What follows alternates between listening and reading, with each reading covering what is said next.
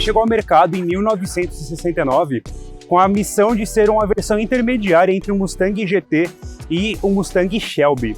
E desde então ele se tornou um modelo clássico e retornou agora também com a missão de substituir agora o Mustang GT no mercado brasileiro e o Mustang Bullitt e o Mustang GT 350 lá no mercado norte-americano. Por aqui ele custa R$566 mil. E você fica sabendo todos os detalhes do veículo comigo a partir de agora e roda a vinheta.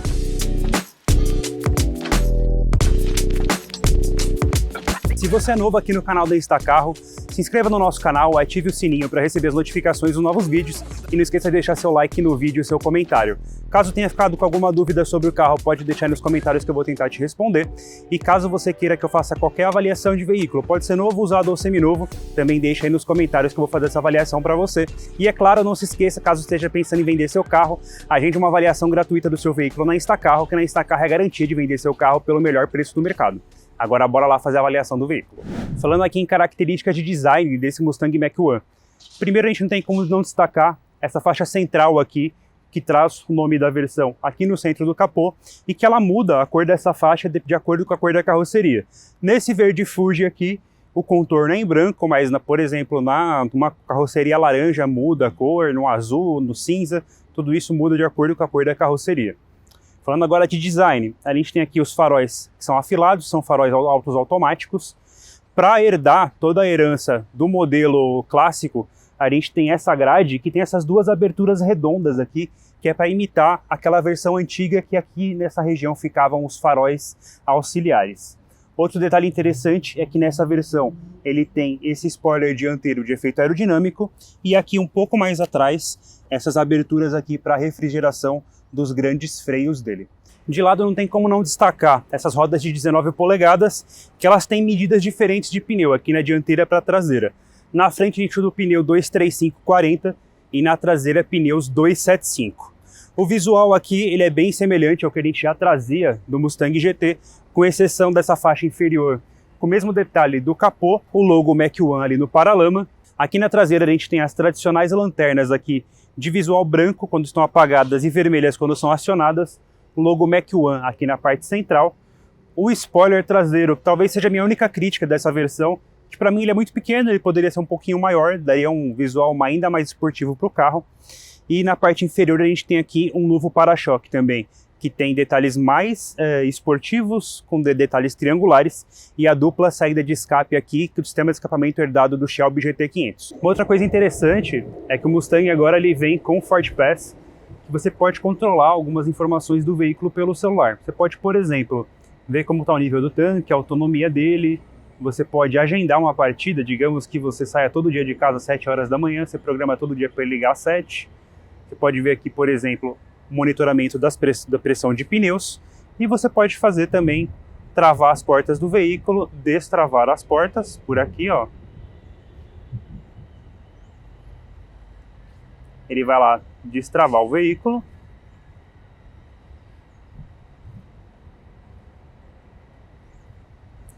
Ó, o veículo está destrancado e eu posso dar partida no veículo também, por aqui.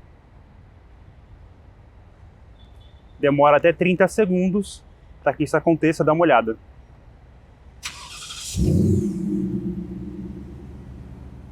Por dentro ele não tem tantas mudanças assim em relação ao Mustang GT que já era vendido aqui no Brasil. Mas então vou fazer um geralzão assim do que ele tem de itens de série, de acabamento aqui no interior. Começando aqui pela porta, pode ver que ele não tem o aro, é só a parte de baixo da porta mesmo, sem o contorno do vidro. Aqui na porta o acabamento é muito bom, ele tem couro aqui na parte superior, é um couro emborrachado. Na parte aqui no apoio de braços também é um couro com a costura branca, mesma padronagem aqui do interior das linhas. A única parte que tem plástico é nessa região aqui, onde estão os comandos dos vidros elétricos. Então aqui a gente tem a parte é um plástico de boa qualidade, mas a única parte plástica é aqui. Interessante aqui que você pode ver esse aro, ele tem a conexão com o painel para que o ar passe por aqui e faça o desembaçamento do vidro lateral. Vindo aqui para a região do painel, a gente tem essa área aqui que imita como se fosse um aço escovado, e a gente tem os comandos aqui dos faróis. Então ele tem a função de farol automático, posso fazer a seleção aqui girando, e aqui eu tenho o acionamento do farol de neblina. Aqui eu tenho os comandos para aumentar ou diminuir a luminosidade do painel do veículo, então posso fazer todas as seleções por aqui. Mais abaixo aqui a gente tem o botão de abertura do porta-malas e a gente tem aqui um porta-objetos. Então pode ser um porta-moedas, pode ser alguma coisa que você guarde por aqui. Ele não é tão profundo, não chega a caber uma carteira ou um celular, então é para coisas menores mesmo. Pode ser uma caneta que você guarde aqui, por exemplo. Então, mas eu acho que o mais ideal aqui seria, por exemplo, um porta-moeda, porta-dinheiro, para te ajudar a pagar no pedágio. O painel dele tem bastante funções, dá para a gente mostrar, e você consegue configurar bastante coisa aqui no layout dele. Nessa função, no modo normal, ele tem esse visual mais clássico, com mostradores como se fossem mostradores analógicos. Como eu posso mudar isso dependendo do modo de condução. Eu tenho esse modo de condução normal, tem um modo My Mode, que eu configuro da forma como eu prefiro, eu posso deixar nesse mesmo visual ou escolher qualquer outro. E se eu mudar, por exemplo, para as funções Esportivo Plus, ele muda aqui a informação de RPM, o RPM fica esticado aqui nessa área, priorizando o velocímetro do lado direito. Então isso é uma primeira mudança. No Esportivo Plus eu tenho também o modo pista, que ele muda completamente, ele deixa o foco aqui só na parte superior no contador de RPM e velocidade do lado direito, muda o grafismo e a função pista drag também, que ele deixa mais ou menos na mesma padronagem, focando aqui em desempenho. No modo neve ele volta para o modo anterior, no modo mais comum, ele vai priorizar aqui a questão de funcionamento da tração do veículo, e voltando aqui para o modo normal. Eu posso também configurar as informações do painel vindo aqui no modo dele direto. Então eu entro aqui no My Mode, vai mostrar aqui as informações do estado dele, eu posso alterar o ruído do escapamento, eu posso colocar um escapamento mais silencioso, posso colocar um escapamento normal, um de ronco mais esportivo,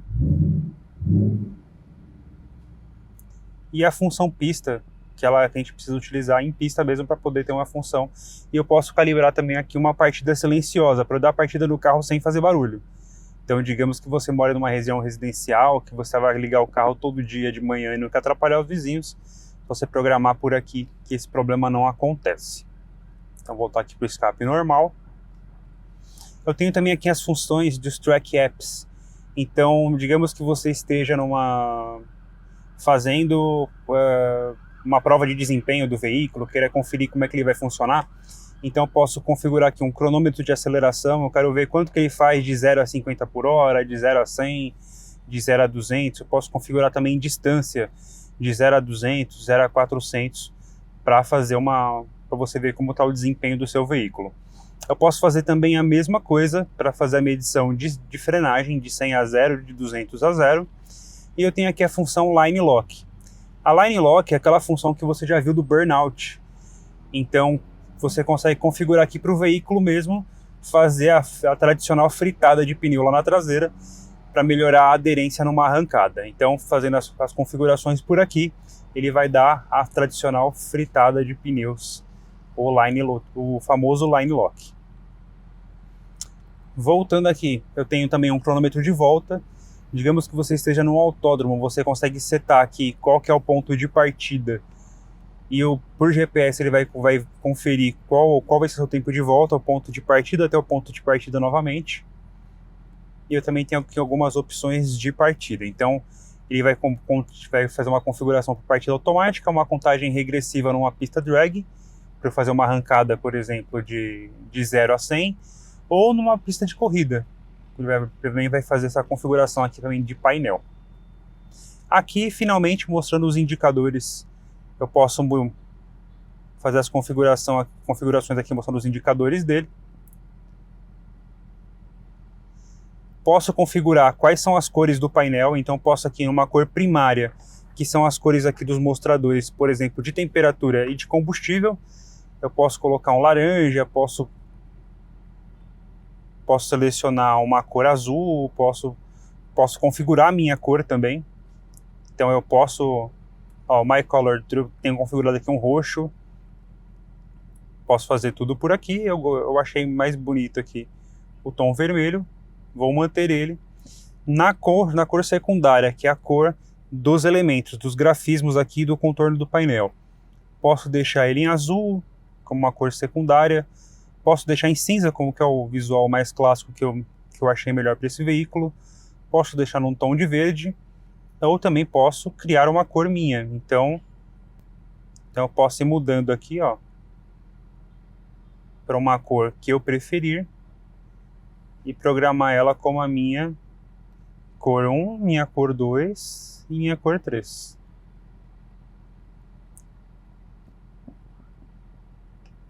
Por exemplo, então já tem aqui as cores definidas. Aí eu vou voltar aqui para minha cor secundária, para o meu cinza. E da aparência do painel, eu posso configurar aquelas funções que eu te mostrei, alterando de acordo com o modo de condução, ou eu posso deixar uma aparência fixa. Eu posso deixar no modo normal, no modo esportivo ou no modo pista, que é o que eu já tinha mostrado para vocês. Esse carro aqui, ele tem piloto automático adaptativo. Eu consigo andar com esse veículo, seguindo o veículo à frente, acelerando e freando. Ele tem frenagem autônoma de emergência. Apesar de ser um carro esportivo, ele tem o volante 100% redondo, como é padrão de todo Mustang. Então isso, ele mantém a raiz, não tem nada de alteração nesse sentido. Volante redondo, tem bastante comandos aqui, comando de navegação, piloto automático adaptativo. Tem as aletas para troca de marchas aqui atrás do volante. Ele é um volante bem confortável. Eu também consigo customizar o peso do volante. Vindo no botão do painel aqui, eu posso deixar ele numa direção normal, posso deixar uma direção mais pesada, esportiva, e posso deixar uma direção mais leve, mais confortável, isso independente do modo de condução. Aqui na parte central, a gente tem as 3 saídas de ar do ar-condicionado. As saídas são simples, tem acabamento em plástico, mas ela tem um visual bem tradicional do visual do Mustang. O sistema de som dele é o Bang & Olufsen de alta fidelidade. E a gente tem a central multimídia Sync com conectividade de celulares Android e Apple por fio. Ele pode fazer espelhamento, mas 100% por fio. Ele não tem carregamento de celular por indução, então o espelhamento dele, e também não tem o espelhamento sem fio, então você não consegue carregar o celular só por indução, só nesse processo de espelhamento por cabo mesmo. Na parte inferior aqui a gente tem alguns comandos do sistema de ar-condicionado dele, e é legal te falar que os passageiros aqui da frente eles têm a função de aquecimento dos bancos em 3 níveis ou resfriamento dos bancos em 3 níveis, tanto o motorista quanto o passageiro. E o ar-condicionado também é de 2 zonas, então o motorista aqui consegue regular a temperatura de acordo com o que é a sua preferência e o passageiro consegue fazer a mesma coisa, isso de maneira individualizada. E mais aqui na parte inferior, a gente tem o botão de partida do carro, a luz de advertência, a gente tem o botão para você fazer o desligamento do controle de tração, aqui do peso do volante, como eu falei, e dos modos de condução dele. O console central dele aqui é bem alto, e aqui a gente tem outros itens que são bem raiz dele mesmo. Então a gente tem freio de mão de alavanca, a gente tem alavanca aqui de troca de marchas, que ela tem uma posição legal de empunhadura, então eu preciso acionar o botão aqui na parte superior para poder fazer as trocas de marchas. Então eu aciono por aqui. E aqui a gente tem um grande porta-garrafas, então minha garrafa aqui ela não é das menores, e ela cabe aqui exatamente como deveria caber. Falando agora aqui do banco, que é legal de falar, essa faixinha branca aqui é uma faixinha tradicional, que caracteriza o banco desse Mustang, e ele está presente aqui. Isso aqui é uma marca histórica, uma marca que a Ford mantém no veículo e que é, para quem não conhece pode achar que é só um detalhe de design, mas isso daqui é algo histórico, é algo presente no Mustang desde sempre, e é legal que ele esteja aqui. Mas agora falando desse banco aqui especificamente, o acabamento dele é em couro. Você pode ver que ele tem essas abas laterais aqui maiores, que é até para suportar bem no momento de uma curva de alta velocidade. E apesar de ter essas abas grandes, ela não é uma aba muito rígida, então ela te mantém de uma maneira confortável no dia a dia e consegue te apoiar bem quando você precisar acelerar mesmo. O banco tem um comprimento bom para as pernas, o acabamento do banco também é muito bom, e tem essa parte aqui central perfurada, também com as costuras em branco. E por fim, falar aqui, a gente tem essa plaquetinha do Mach 1, que apesar do Mach 1 não ser uma versão, não ser uma série limitada, ele é uma série numerada. Então esse carro, por exemplo, aqui é o número 788 da produção do Mach 1 no mundo. Então você sempre vai saber que o seu carro é um carro histórico, é um carro que é numerado e ninguém vai ter um carro exatamente igual ao seu. Pode existir vários outros Mach 1, mas o 788 é só o seu. O espaço traseiro aqui, você que está acostumado a ver os vídeos aqui do canal, você vê que eu sempre vou no espaço traseiro, eu mostro os detalhes do espaço, como é confortável. E eu não vou fazer isso daqui por um motivo óbvio. Dá uma olhada. Olha o espaço que a gente tem aqui, para mal a gente consegue colocar o pé. Então fica bastante evidente. A gente tem um banco aqui que ele tem a região mais baixa para você ficar numa posição mais em concha, digamos assim, mais confortável. Mas isso aqui é bom apenas para crianças, pessoas de baixa estatura, tem as pernas fininhas para poder caber aqui e ficar de maneira confortável, que não é o meu caso. Então não vou abusar, não vou entrar aqui. Estou confortável aqui ao bordo do volante dele e vou mostrar para vocês agora como que é dirigir ele. Falando agora aqui de como é que é a experiência de direção com o Mach 1, nada melhor do que falar dele na estrada mesmo. Então ele vem equipado, como eu falei, com motor V8 Coyote, são 483 cavalos, 56,7 de torque e ele tem um câmbio automático de 10 marchas. São 17 cavalos a mais do que tinha o Mustang GT. E a Ford aplicou algumas alterações no Mach 1 para dar esses 17 cavalos a mais. Entre essas modificações, ele ganhou o corpo de borboletas e o coletor de admissão do Shelby GT350, ganhou o sistema de escapamento do GT500 e do GT500 também ele herdou um sistema de suspensão traseira, os braços, buchas e sistema de arrefecimento do diferencial traseiro. Então tudo isso daí já deixou ele um carro mais agressivo, mais bruto para você dirigir e mais potente. E também ali debaixo do capô ele ganhou a barra anti-torção do Mustang Bullitt. Então o que a gente percebe aqui de imediato é como o Mustang ele é um carro que tem pouca torção de carroceria, ou como ele é um carro firme. E um outro ponto legal de falar aqui é relacionado à suspensão dele. Ele utiliza uma suspensão que usa amortecedores magnéticos adaptativos. Para quem não entende muito bem como funciona o amortecedor magnético, é como se você pegasse um amortecedor comum a óleo e dentro desse óleo você tivesse pequenos fragmentos de metal e passasse energia elétrica por esse amortecedor. Quando passa energia elétrica e esse metal ele reage, por ser magnético, né, ele acaba se agitando, ele acaba mudando a viscosidade do óleo. Então o óleo acaba ficando ou mais fino ou mais grosso. E isso de ficar mais fino ou mais grosso, o amortecedor fica mais leve ou mais rígido. Ou mais macio ou mais rígido, melhor dizendo. E isso faz com que a suspensão dele consiga se adequar melhor a qualquer condição de uso. Aqui na estrada, por exemplo, ela fica um pouco mais rígida para dar uma condição de uso mais segura de direção mesmo, e que você consiga fazer curvas em alta velocidade de maneira mais segura, mais confortável e mais esportiva. Como itens legais de falar também, ele tem um assistente de permanência em faixa, tem o piloto automático adaptativo e talvez o melhor de todos aqui para a estrada seja o modo esportivo Plus, que muda as características dele e deixa ele ainda mais agressivo, se é que isso é possível, né?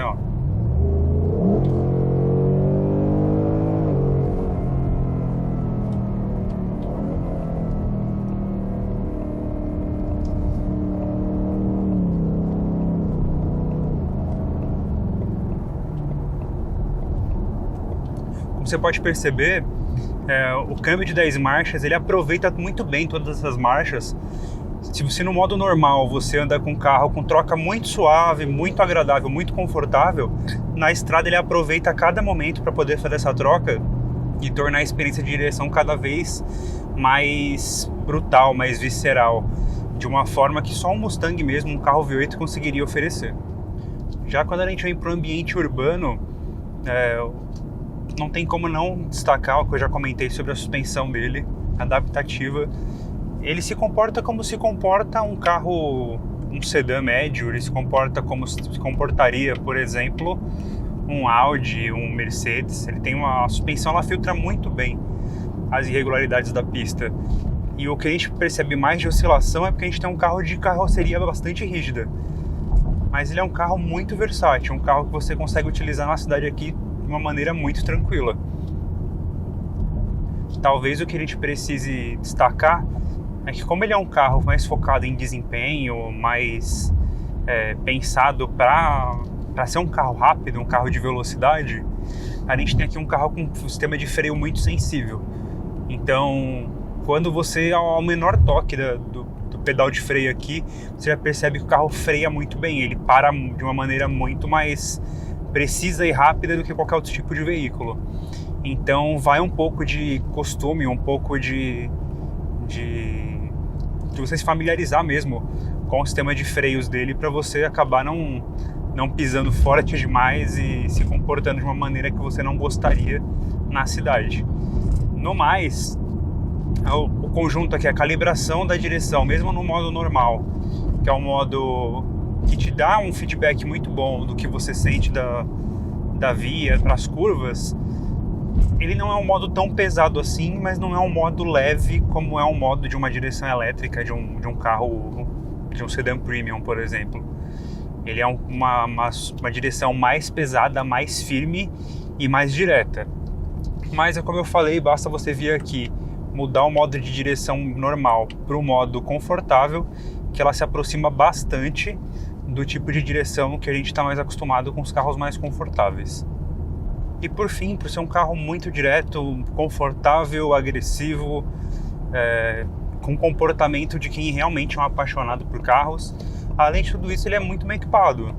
Ele tem airbags frontais, laterais e de cortina, ele tem sistema de freios de alto desempenho, tem sistema de som de alta fidelidade, tem piloto automático adaptativo, é um carro com sistema de direção eletroassistida que consegue oferecer uma condição de rodagem do mais confortável possível até um modo mais firme, mais esportivo, uma suspensão adaptativa. Ele é um carro que consegue ser o que você precisa para o dia a dia, para poder se aventurar no que você precisa, levar filho na escola, fazer uma viagem de final de semana, ir pro autódromo, acelerar numa pista de arrancada. Como ele pode ser um carro para tudo que você precisa. Então, assim, dificilmente você, por essa faixa de preço, você vai conseguir achar um carro tão legal, tão divertido quanto esse carro.